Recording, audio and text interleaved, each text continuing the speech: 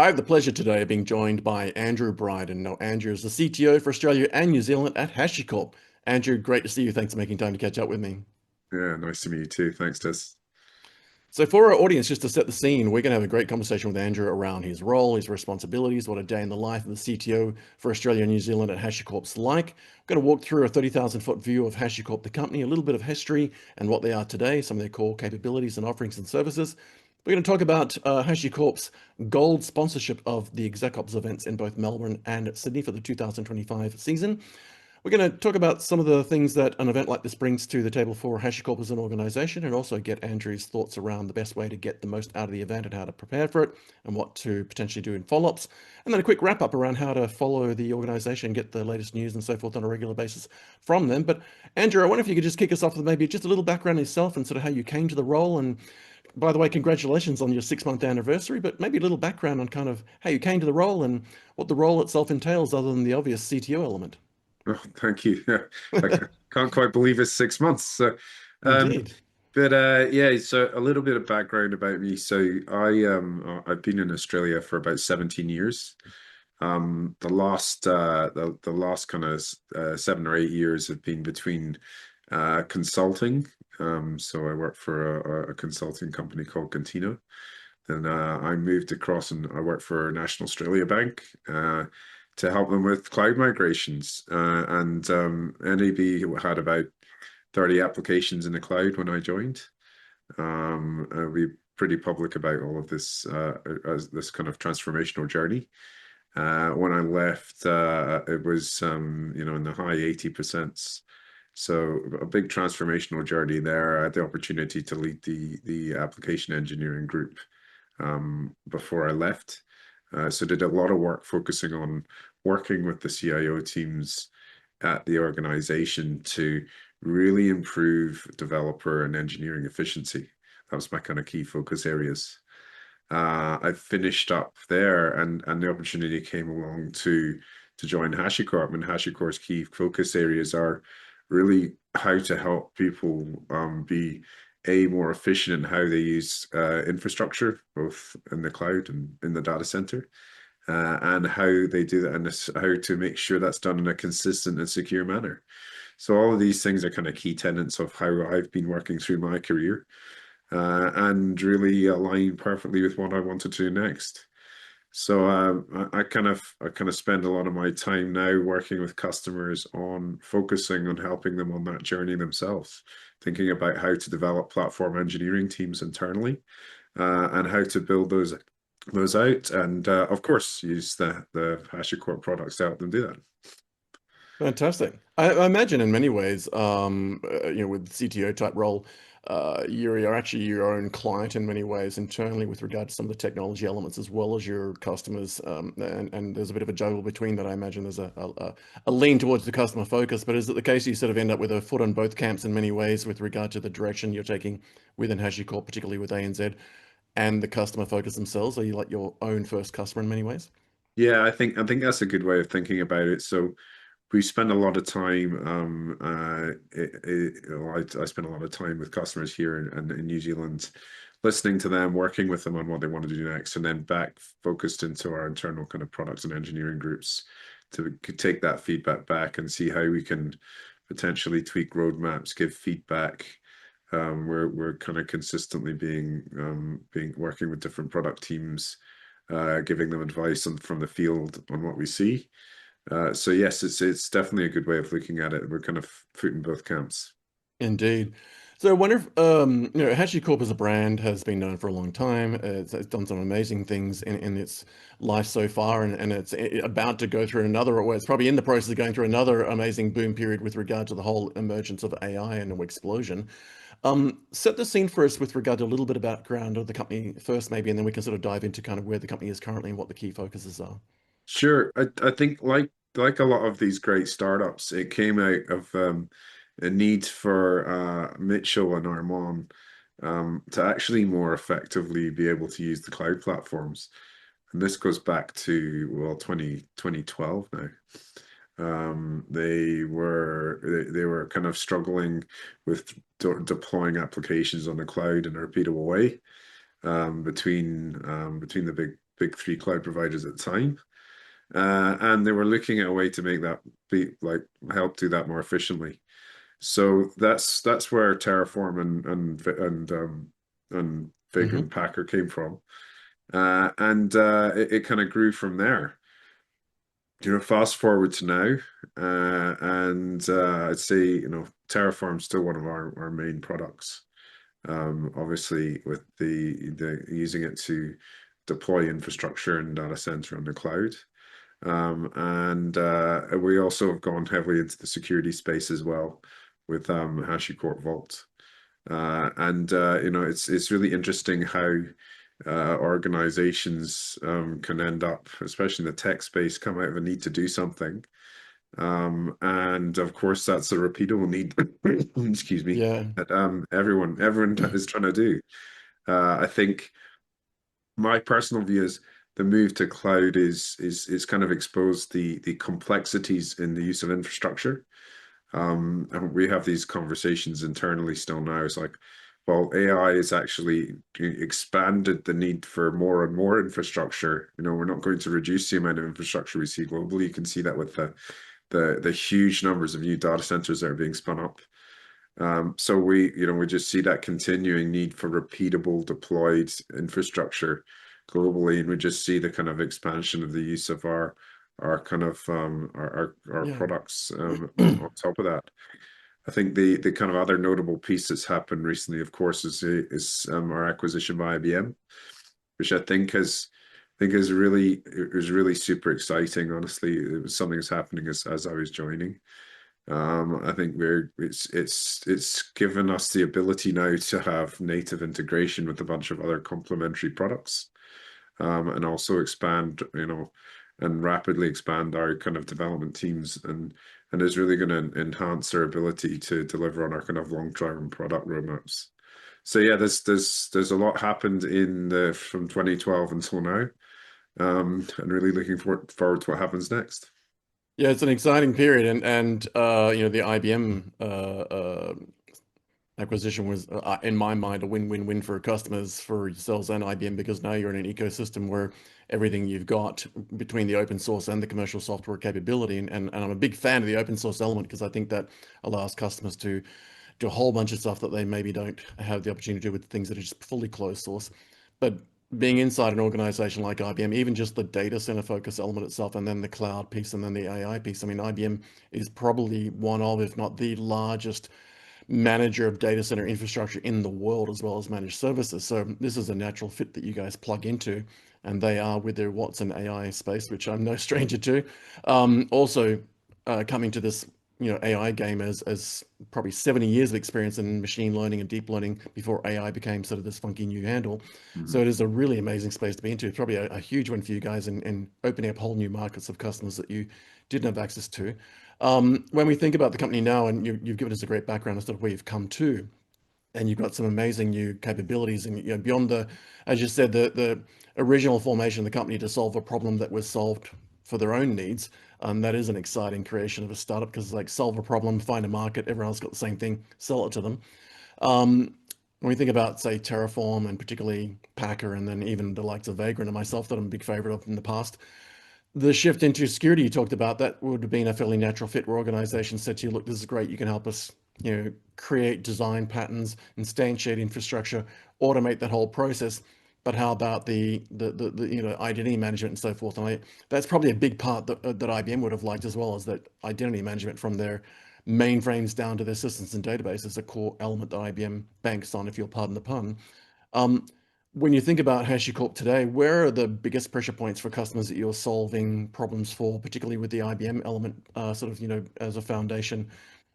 Before we dive into AI, what are sort of the more traditional spaces that you're able to dive Yeah. into? People said, we need much better security, we need better identity management, we need better automation. Where are some of those sort of, current spaces you're working in that you've sort of evolved into that may not have historically been part of the organization, but are now a big part for it? Yeah, I think you kind of touched on it there. IBM has some great products which are around managing human identity and kind of end-to-end identity management when it comes to kind of users and people in organizations. what they didn't have was really a kind of solution to manage the kind of non-human identity element. And what's interesting there is that with HashiCorp Vault, which is kind of one of our key products, we're able to kind of plug that gap. And what the use cases are that our customers are looking at is if to kind of use that product is what usually starts with something like secrets management. So what we're seeing is a much bigger push for organizations to understand the extent of any risks they have around secret sprawl. So that secret's being stored in kind of areas they shouldn't be. It happens. People put them in Confluence, GitHub, Yep. wherever. Spreadsheets. It's not intent. It's not an intended thing. It's not malicious. It's just a kind of hazards of kind of organizational sprawl, and sometimes they need to do things quickly, or you know, just non best practice. So what we quite often find is that we start there with customers around secrets management. That quite often extends to other things as well. So can be dynamic key rotation, things like certificate management. So being able to provide an easy integration point for rotation of certificates. And as organizations start to get more sophisticated, they start to think about how they can rotate things like keys much more frequently. So, you know, we see, and even certificates much more frequently, because the shorter they are that they live with the infrastructure, the lower the attack vector becomes. So that's what how it usually starts, is that I want to solve a problem. Actually, I can start being much more sophisticated with how I solve that problem, and I can really like significantly improve my security posture. So that's what we see happening over time. There's other things that we see our customers starting to use those solutions for, front end onto things like HSMs. Lots and lots of customers have HSMs still globally, and we provide a solution to kind of front end integrate onto those. So Fantastic. yeah, lots of different use cases. Keen to work with anyone and everyone on any of those. Yeah, and in fact, you mentioned hardware security modules, the HSMs. There's so many of them that are out there as black boxes that often people don't quite know what's in there and what's happening with them, and then they Sure. have to sort of try and get themselves off those platforms into something that's a bit more software controlled. I cut my teeth in my IBM days on Tivoli Access Manager and Tivoli ID Manager, or TimTam as we used to call it. I still have nightmares working with that product. But when I think about what you can now offer for organizations, you did touch on a really great point on that, which is that um, one of the greatest ways to reduce your risk element, or your sort of your attack vectors, as you said, is to be more frequent and automate that rotation of keys and security IDs and access management, so that if you do get a situation where someone's trying to breach your network, they may get halfway through a hack and then bam, everything they've got is useless because it's just been expired and they got to Exactly. start again. Yeah, It's really hard to break into a house if there's a locksmith and they're changing the lock every 30 seconds. exactly. And more, I think we're going to see, and we might talk about that in a separate conversation if that's okay. But just to touch on it for our audience, I would love them to have a conversation with you and your team about this. As we get more and more data becoming critical across organizations, as AI initiatives become a requirement, not a desired element, access management and identity management is going to become so much more critical than it used to be with regard to VPNs and passwords and sign-ons and single sign-on, because we need to know who's got access to what data, when they've got access, when they access it, how often they access what parts, what rows, what columns, what tools it was applied to. Do we use it as a third party with Gemini or Copilot or Perplexity or OpenAI's ChatGPT? Yeah, Without any way to track IDs and access management, we don't have any way to log that. And then we don't know who did what. And that's going to become so critical. So I think you guys are well positioned, both as HashiCorp and what you do, as well as the IBM ecosystem. Now, I want to congratulate you on your gold sponsorship of the ExecOps events, thank both in you. Melbourne and Sydney. Now, Melbourne on October the 22nd and Sydney on October the 28th, almost back to back. You personally and professionally do a lot of events. I know I've watched many of them in replays. I can't believe I actually haven't been at one of my in person to bump into you, but that will happen. Um, and HashiCorp as an organization does a lot of events, hosts them, runs them, participates in them, takes part in their own events annually as well as industry events. When you think about an event like ExecOps and the whole BeerOps ecosystem as Australia's largest tech networking conference, what does an event like that bring to an organization like HashiCorp? I think first of all, it gives us a great interaction point for existing customers. Um, Okay. it gives us a great interaction point for meeting with people who don't necessarily we don't necessarily work with today, and to understand I like to always kind of meet people, understand what problems they're trying to solve. And so maybe that's just my consulting background. That's kind of how I've been trained to think. Always think about what a problem is and how it can be solved. I have a great kind of technology background, so I can cover a wide-ranging topic of technology solutions. And I like to kind of kind of listen to people and kind of understand what top priorities are for them today. I think it's really important for us to stay as connected as possible, because I always think it's quite easy to not be connected with the on the ground with the industry and actually really understand what problems are being worked on, our top priority. And I think that's kind of one of the other key thing we get out of being part of these events is getting the opportunity to listen to other people and what they're working on. Fantastic. And I imagine if you're anything like me, the transition from sort of the post-lockdown flat screens, everything's video, Yeah, and even now sort of Teams and Zoom calls and whatever else it might be, just that ability to see someone in 3D is pretty exciting because it's like you yeah, can sort of look around and they've got dimension. But yeah, I think your professional background, your personal background, your consulting experience, your ability. I mean, you're obviously a great communicator. I think that's something that the attendees are going to get a great deal of value out of because you can have a conversation about it. You can deep dive in technology, but also talk plain English, as it were, to them about their business problems and some of the things they're facing. The other aspect to it that I'd keen to get your thoughts on, because I know HashiCorp's got a great background in diversity, inclusion, and a whole range of things that, to me, are like a perfect match for the likes of ExecOps and BeerOps, where there's the obvious DEI inclusion, that's a given, but I love the fact that the diversity element from me, and I'd love to get your thoughts on this, is that you've got all these different age groups, from people coming from intern and graduate all the way to people like yourself with an amazing career path already proven and demonstrated, to different roles and responsibilities. So you've sort of got, everything from developers, DevOps, DevSecOps, cybersecurity people, database people, all the way through to CEOs. And they're all in one roof, under one roof, in one room, as we're having conversations. That diversity must be a fairly unique experience as well, that the likes of the BeerOps, ExecOps events offer, because often when we go to these things, if it's a Gartner conference or it's your own events, there's a fairly vertical around the types of roles, responsibilities yeah. being targeted with checkbooks.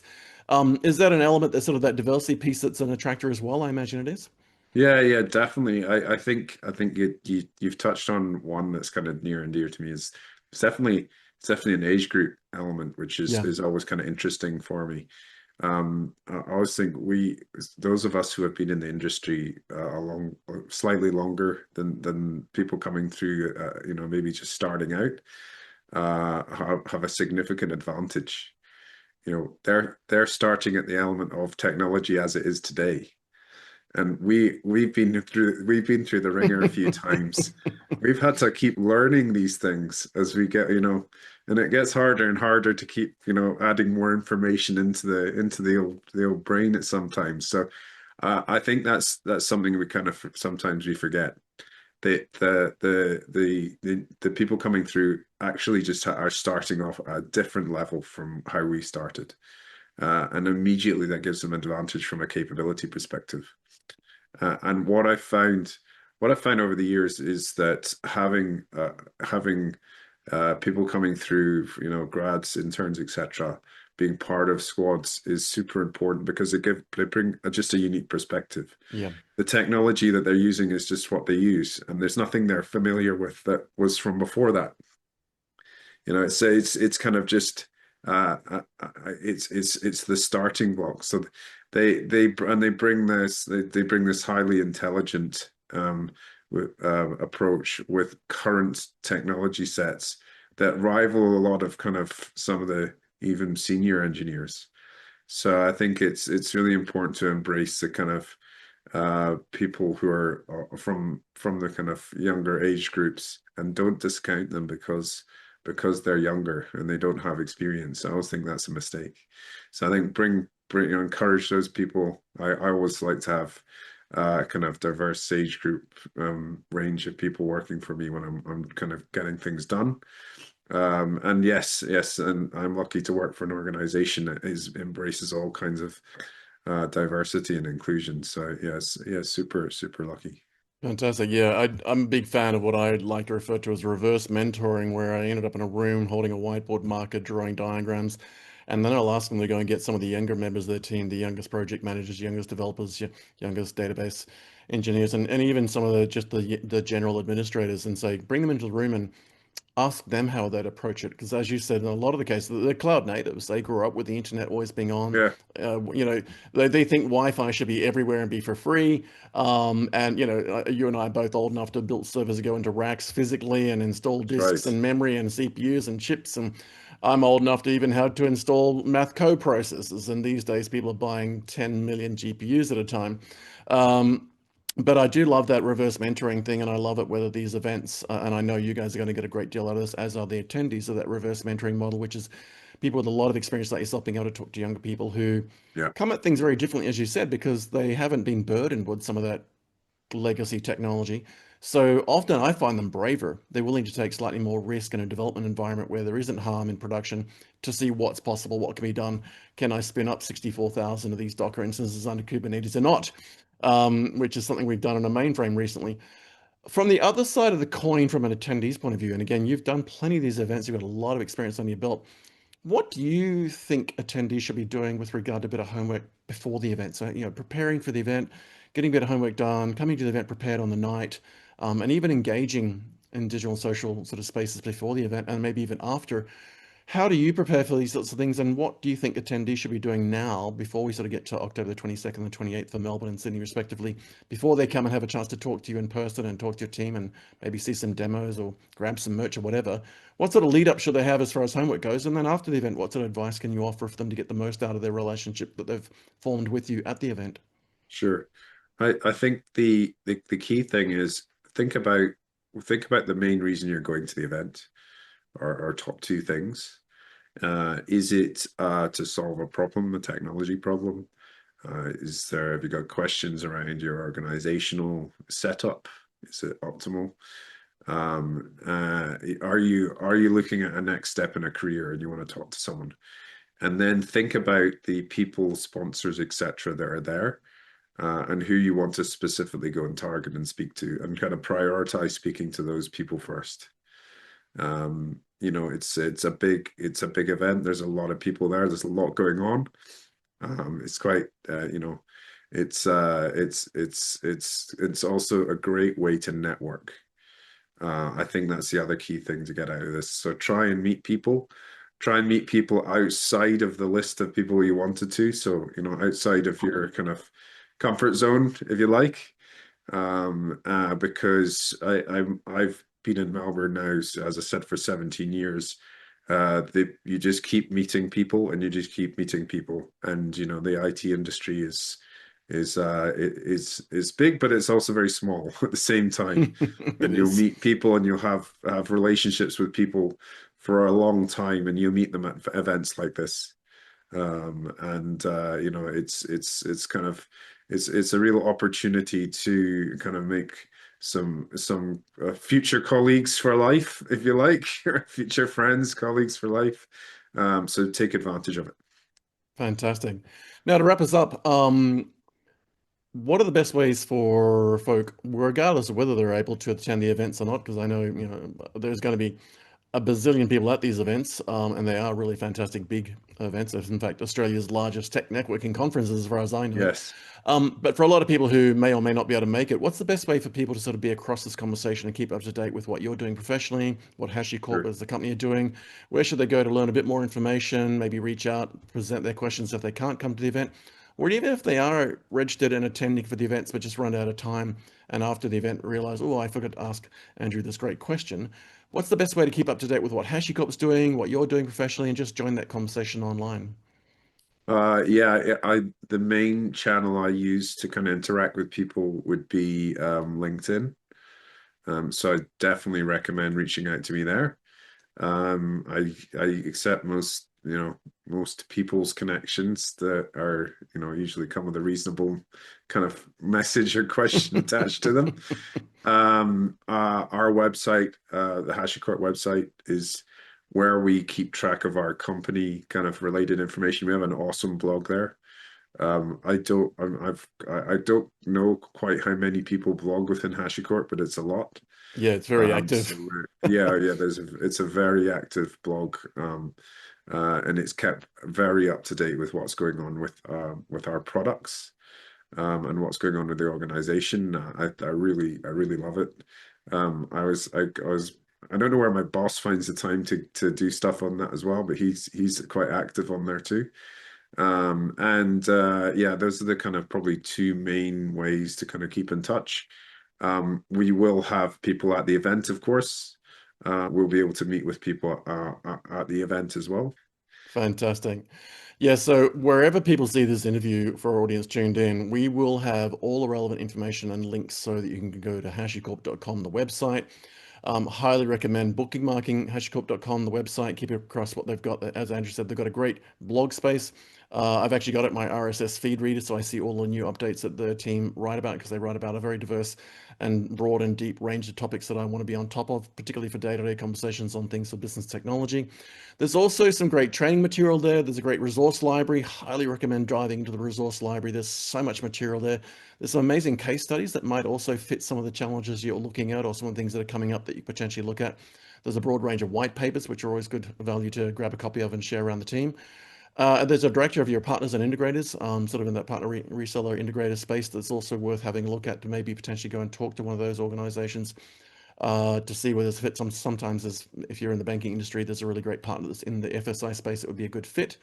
And then there's an actual Enterprise Academy, which is worth learning about as well. I won't give away the secrets, but go learn about the Enterprise Academy. That's definitely worth having a look at. And generally a whole bunch of other great stuff there. And then my usual advice is, and again, wherever you see this, we'll have links, is not only bookmark the website, follow him on LinkedIn, follow Andrew on LinkedIn as well. Maybe not be too cheeky and throw in a connection invite immediately until you meet him in person. But I often find it's good just to follow people and see what's up to. And then other platforms, whether it's LinkedIn and Twitter and so forth, you're across all the digital and social platforms. It is a lot of great information. And often I'll find myself, whether it's HashiCorp or other companies, just grabbing a coffee every couple of weeks, every month, and just sit down and get abreast of what's happening because there's just so many things moving, as you've outlined in this great conversation so far with Andrew. Andrew, thank you so much for your time. It's been absolutely great to get to know you, get a bit of insight into kind of your CTO role there at HashiCorp. And again, congratulations on your 6-month milestone. I hope there'll be cake and coffee. We'll be looking forward to seeing you and at the events and so forth. And we'd love to have you back on the show again to talk more about the organization soon. But in the meantime, thanks for your time. Safe travels. We'll look forward to seeing you at the Exec Ops and Beer events, and really appreciate all the insights you've shared today. Thank you, and looking forward to the events. Thanks, Des. Absolute pleasure. Cheers.